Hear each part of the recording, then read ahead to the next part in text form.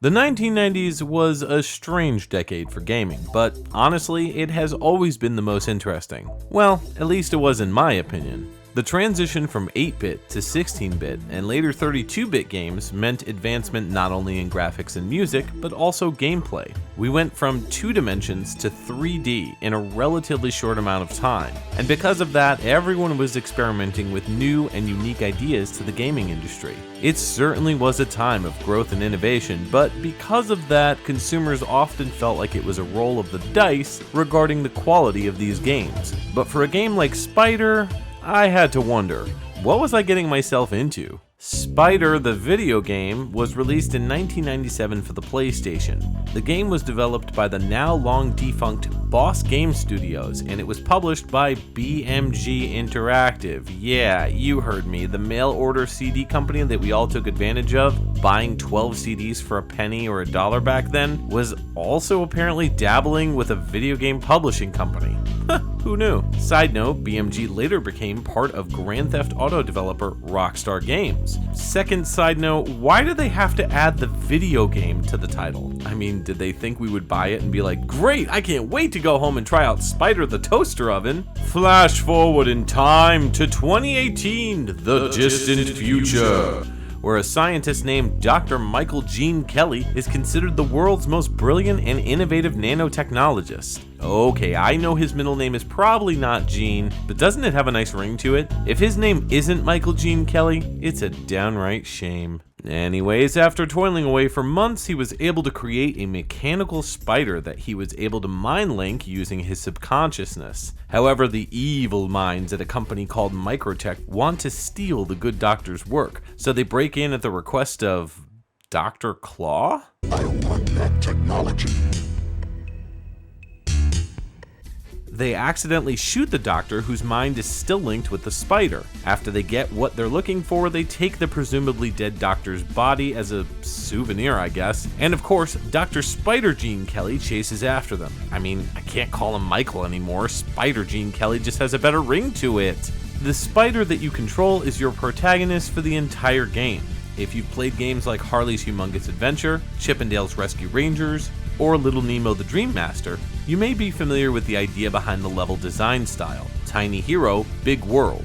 Spider will traverse all different kinds of locations as he chases down his once human body. First he'll escape the lab, then head through the factory, then you'll crawl from the big city to the museum, then the sewer, and finally the bad guy's laboratory. Each area has about 3 to 4 levels, and you'll need to replay some of them and find different exits that are spread throughout the stage. The main goal of each level is to reach one of these green spheres. Each one you come across has a microchip in it, and you acquire these by simply jumping into the sphere. There are typically about 1 to 3 of these in each stage, and once acquired, you are then taken back to the level select screen. On the top right hand side of the screen is a set of numbers for the entire game's worth of microchips. The top left number represents how many microchips you've gathered total, and the bottom right number is the total you need to move on to the next stage. It is possible to gain more than what is required, and this is done by revisiting each stage and gathering more microchips hidden throughout the various branching paths. While this increases replayability, the game's sharp difficulty curve makes some players want to just move on, especially in the tougher stages. Now, before we address the difficulty, I want to also mention that the game has CDs hidden throughout each level. The total number of CDs in the entire area is on the map in the bottom left-hand corner. If you manage to gather all of them in the entire game, you get a concept art video, but since they aren't needed to progress in the game, I just gathered them when I found them at my leisure. On the bottom right-hand side of the map is the total number of microchips in each level, and when you acquire a chip, the colors change from red to blue. Regarding the gameplay, it's a mixture of extremely challenging platforming with combat that is sometimes smooth, mostly stiff. I say that because it's stiff in a retro way, but with enough practice, you can get really fluid in your movement and attacks, and trust me, you'll have enough practice. Harkening back to the simplistic days of the NES, your spider buddy has a basic slash attack he can use by striking with his spider arm. Most enemies, which consist primarily of other mechanical bugs that got loose during the break-in at the lab, take about 1 to 4 hits to defeat. From other arachnids, bats, and other flying insects, these creepy crawlies have a short range of attack if they don't have projectiles, but the ones that do make this game much harder. Luckily, your spider protagonist can gather about 9 different weapons that can be applied to either 2 different arms and 2 different legs, depending on the type.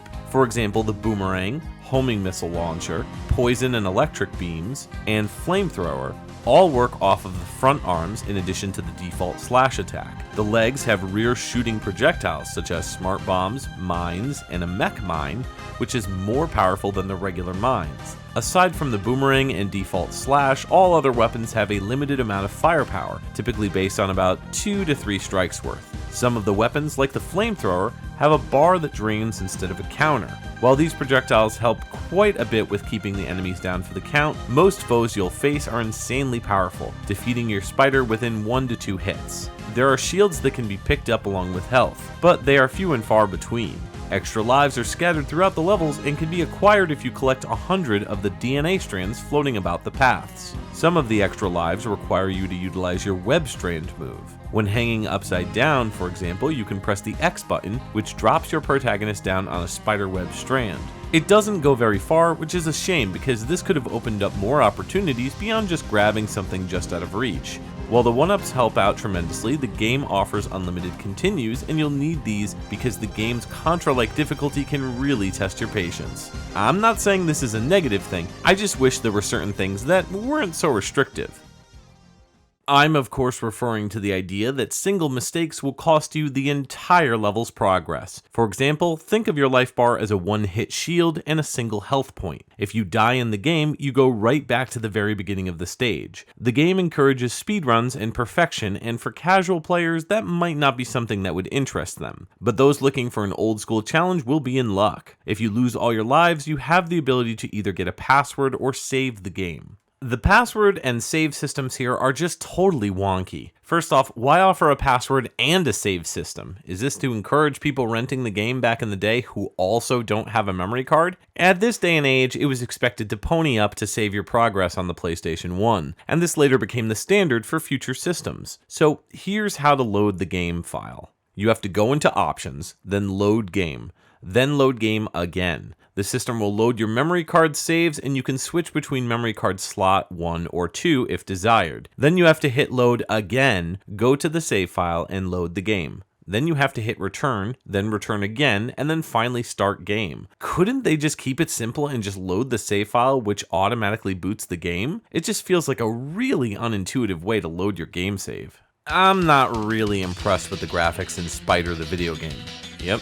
Still sounds stupid to say that name out loud, by the way. While I do agree that you have to be in a mindset of the times to recognize graphical impressions, even back then this game wasn't mind-blowing. Levels have some creative camera angles that utilize level design well, particularly in the stages where things get changed up a bit. 2 stages that really caught my eye were the Evil Lab level that features your character running across computer ribbon cables, as well as the second to last sewer level where you're jumping across Chinese food takeout boxes to advance in the level.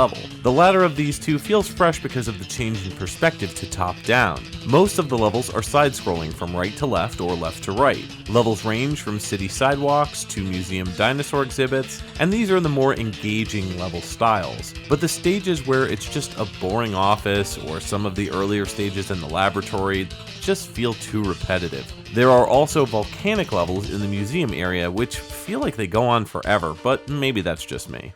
Barry Leach's name may not be familiar to everyone, but to hardcore video game music fans and racing game enthusiasts, he's a living legend. His soundtrack this time around is a really unique blend of electronic synth rock full of slap bass and wailing guitars. It definitely made replaying the levels worth it, and the songs are absolutely worth hunting down and listening to on their own. My favorite track is called Conveyors, Circuit Boards, Hard Drives. Listen to dat bass!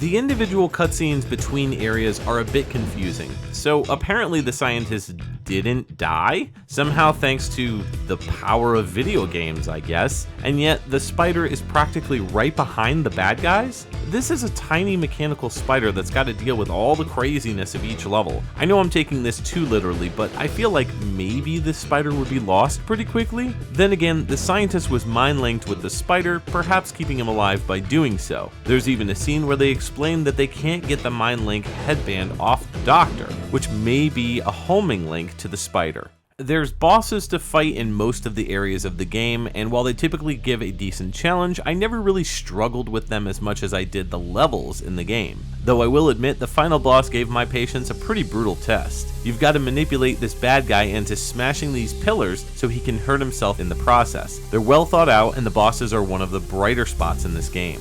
Spider feels like an NES game made for the PlayStation era. That can be good or bad depending on your thoughts on what the kids call Nintendo hard. Growing up in that era, there are certainly things I miss, but punishing the player by sending them back to the beginning of the level when they're at the end just feels cruel to me these days. Even thinking back to the PlayStation 1 era when this was released, this style of difficulty was becoming obsolete in favor of things like checkpoints and continues. Now, does this make Spider the video game a bad game? Not at all. While most retro PlayStation 1 titles have aged like a mixed bag instead of a fine wine, I feel like Spider misses the overall mark with bland graphics, a weak story, and lack of characters to care about. Some set pieces are engaging, but for the most part, this is an average at best toaster oven.